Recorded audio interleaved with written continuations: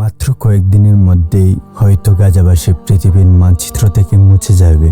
1,17,000 মানুষের একটি শহর রাফা, সেখানে একটি মানুষও আর নেই।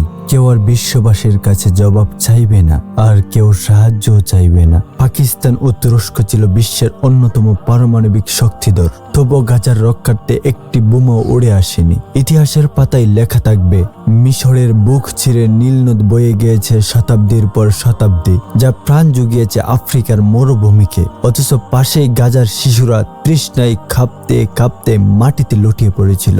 ইতিহাসের পাতায় লেখা থাকবে, আরব আমিরাত ছিল তেলের সাগর, তেলের সাগরে বেসে থাকা বিলাসী সাম্রাজ্য। কিন্তু গাজার অ্যাম্বুলেন্সগুলো পেট্রোল না পেয়ে রাস্তায় দাঁড়িয়েছিল নিঃশব্দে, নিরুপায়ে। নীরবতা যেন তাদের একমাত্র আর্তনাদ। সর্বোচ্চ আশা প্রত্যাশার অসংখ্য চোখ তাকিয়েছিল তুরস্কের দিকে, নেতৃত্বের স্বপ্নে বিভোর। উম্মাহর দাবি করা মুখপাত্র, গাজার জন্য তারা কিছুই করল না, না সাহায্য, না সামরিক সহযোগিতা, না নিরাপত্তা নিশ্চয়তা।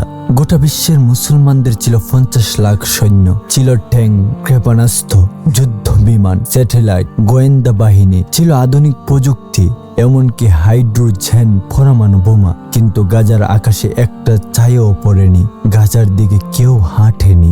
জড়ো হওয়ায় গাছের শুকনো পাতা যেভাবে আকাশে উড়ে যায়, বোমার আঘাতে পবিত্র ভূমির মানুষদেরকে সেভাবে আকাশে উঠতে দেখল বিশ্ববাসী।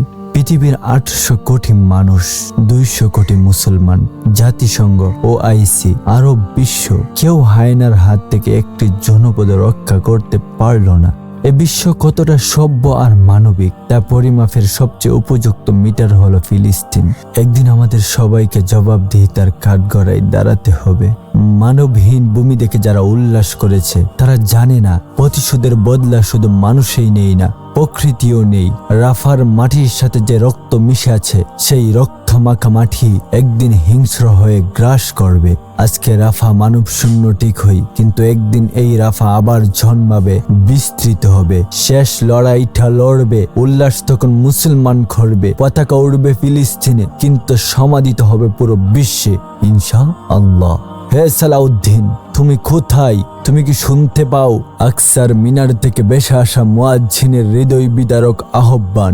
তোমার ছোট্ট বোনের নূপুর আজ রক্তে রঞ্জিত, বোমার আঘাতে বেসে গেছে তার নিষ্পাপ শরীর। হে সালাউদ্দিন, শুনো, মস্তকবিহীন শিশুর নিথর দেহ তোমাকে ডাকছে। একজন মা, যিনি সন্তানের ছিন্ন ভিন্ন দেহের এক টুকরো হাতের মুঠোয় ধরে রেখেছেন, তিনি তোমাকে ডাকছেন। হে সালাউদ্দিন, তুমি কোথায়? হে আরব বিশ্ব, ঘুমিয়ে থাকো। হে মুসলিম নেতারা, আরাম আয়েশ নিয়ে ব্যস্ত থাকো। পরকালের জবাবদিহিতার জন্য প্রস্তুতি নাও। মহান রবের কাছে চাওয়া শুধু একটাই, মৃত্যুর আগে এই জুলুমের শেষ যেন দেখে যেতে পারি। পরিশেষে একটি কথা বলে আমি বিদায় নিচ্ছি, তোমরা উড়ো জান্নাতে, আমরা ডুবি অভিশাপে।